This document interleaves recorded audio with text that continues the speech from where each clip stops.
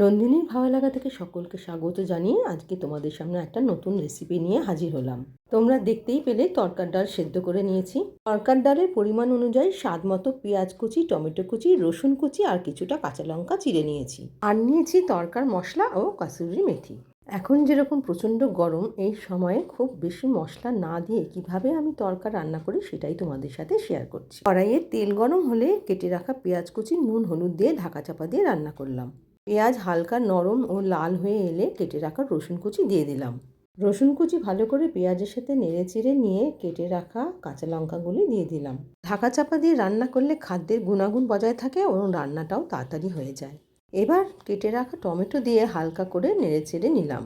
বন্ধুরা, তরকা সেদ্ধ করার সময় আমি নুন দিয়ে তরকা সেদ্ধ করেছি, তাই রান্না করার সময় বেশি নুন দিতে হয়নি। এবার সেদ্ধ করে রাখা তরকার ডাল মশলার সাথে ভালো করে মিশিয়ে নিতে হবে। এবার স্বাদমতো তরকার মশলা তরকার সাথে মিশিয়ে নিলাম। খুব সুন্দর একটা গন্ধ তরকার থেকে আসছিল। তরকার নামানোর ঠিক আগে কাসুরি মেথি ভালো করে তরকার সাথে মিশিয়ে নিলাম। কি কেমন লাগলো আমার এই তরকা রান্না, কর্তামশাই খেয়ে বললেন দারুণ হয়েছে। তোমরাও একবার ট্রাই করে দেখো। সাবস্ক্রাইব করো, আমি তোমাদের সবসময় পাশে আছি।